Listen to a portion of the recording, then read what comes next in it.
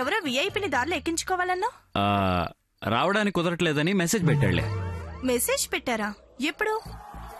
ఇందాక కారు గొంతులో పడి మీరు ఒకరి మీద ఒకరు పడినప్పుడు.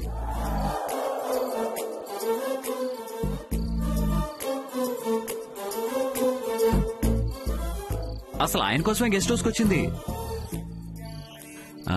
సరే పదండి. మరి అతను రాలేదుగా, లోపలికెందుకు? ఎలాగో ఎంత దూరం వచ్చాం కదా, కాసేపు ఉండి వెళ్దాం. ఆకాష్, ఒకసారి లోపలికి వెళ్ళి అన్ని అరేంజ్ చేసి ఉన్నాయో లేదో చూడు. అలాగే సార్. పద డియర్.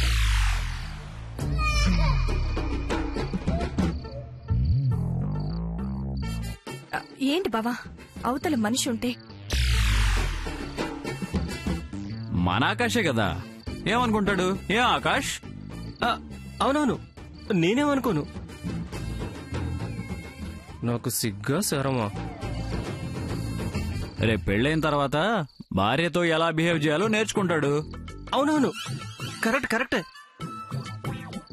అంతా నా కర్మ, ఇవి కూడా నేర్చుకోవాలా? దా.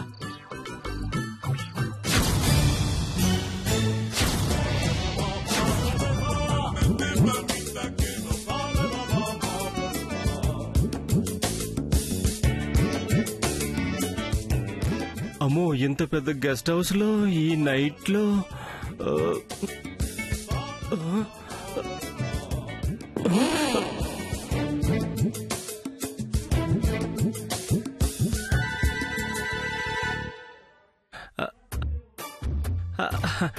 రండి సార్, రండి సార్, రండి రండి.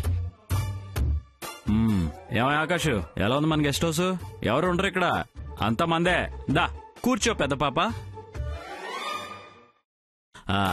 నీ చేత్తో అలా కాస్త స్కాచ్, సోడా, ఐస్ క్యూబ్స్ వేసి అందించు.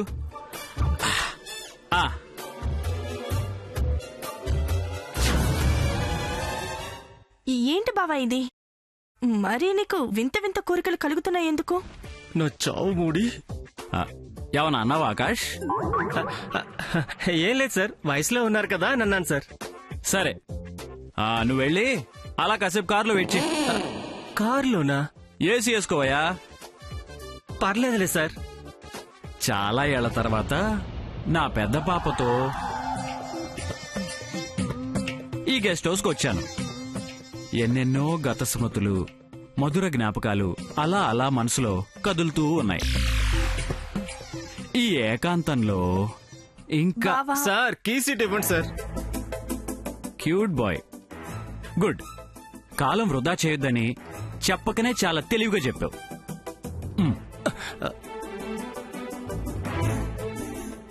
తెలివా నా బొంద, అంత నా కర్మ. బావా, నాకు ఒంట్లో బాలేదు. మనువాడిన వాడు మనసు పడినప్పుడు అలా అనకూడదు పెద్ద పాప. బా ఊరుకో బావా.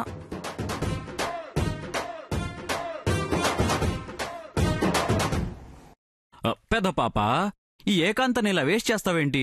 మిక్స్ చేయమన్నాను కదా, చెయ్యి.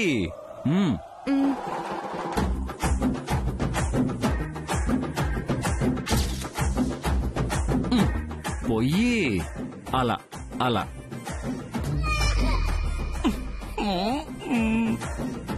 బావా, నేను పోస్తున్నాను కదా. అరే, నేను దగ్గరుండి పోయిస్తాను కదా నీతో.